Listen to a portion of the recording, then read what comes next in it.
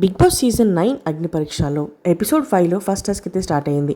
కానీ ఇంతకు ముందు ఎప్పుడు ఇవ్వని టాస్క్ అయితే ఇచ్చారు కంటెండర్. కానీ వీళ్ళతో డైరెక్టర్ కూడా జాయిన్ అయిపోయారు అనమాట. అయితే టాస్క్ ఏంటంటే శ్రీముఖి ఒక గ్లాస్ లో వాటర్ తీసుకుంది. ఆ గ్లాస్ ఆఫ్ వాటర్ ని ఎవరైతే కోపంగా నవదీప్ మొక్క పైన వేసి కొడతారో వాళ్ళు డైరెక్ట్ గా వెళ్ళి గోల్డెన్ సీట్ లో కూర్చుంటారని చెప్తుంది అనమాట. సో ఇది ఎవరికి ఇచ్చింది అని అంటే నిన్న ఎవరైతే టాస్క్ లో కంప్లీట్ గా పార్టిసిపేట్ చేయని వాళ్ళు ఉన్నారో ఆ 6గురికి మాత్రమే ఈ టాస్క్ అయితే ఇచ్చారనమాట. ఇక నవదీప్ ఏం చెప్పాడంటే ఈ 6గురికి మీరు ఇవాళ చేసిన దాన్ని బట్టి మాత్రమే మీ గురించి మీ ఫ్యూచర్ ఉంటుంది అని చెప్తాడనమాట. అంటే మీరు ఏది చేస్తే అది మీకు ఖచ్చితంగా రిఫ్లెక్ట్ అయిపోతుంది. ఎందుకంటే మీరు ఇప్పటివరకు ఏ టాస్క్ కాలేదు, ఛాలెంజెస్ అయిపోతున్నాయి, సో మీ లైఫ్ మీ చేతిలోనే ఉంది అన్నట్టుగా మాట్లాడతాడనమాట.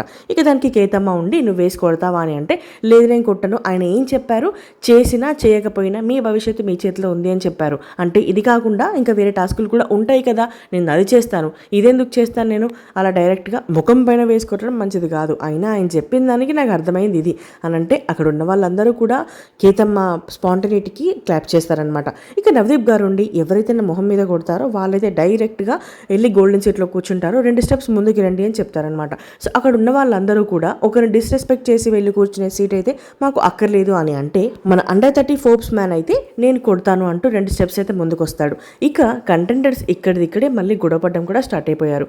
అంటే ఒకరిని డిస్రెస్పెక్ట్ చేసి నువ్వు వెళ్ళి కూర్చుంటావు అన్నమాట అని కంటెండర్స్ ఇక తనతో అయితే కొంచెం మాట్లాడతారు. ఇక నవదీప్ కూడా ఇప్పటికైతే ముఖం మీద కొట్టిన అవసరం లేదు, ఈ గ్లాస్ వాటర్ నేను తాగుతాను, మీరు వెళ్ళి కూర్చోండి, ఎవరికి చేస్తారో నాకు క్లియర్గా తెలిసిపోయింది అంటూ అంటాడు. ఇక అభిజిత్ ఉండి అతను ముందుకొచ్చిన దానికి కూడా సాటిస్ఫై అవ్వకుండా నిన్న అందరినీ రెస్పెక్ట్ చేయాలని చెప్పావు, కానీ ఇవాళ మోరల్స్ లేకుండా ముందుకొచ్చావేంటి భయ్యా ఒకరి మొహం మీద నీళ్లు కొట్టాలంటే అని అంటాడు.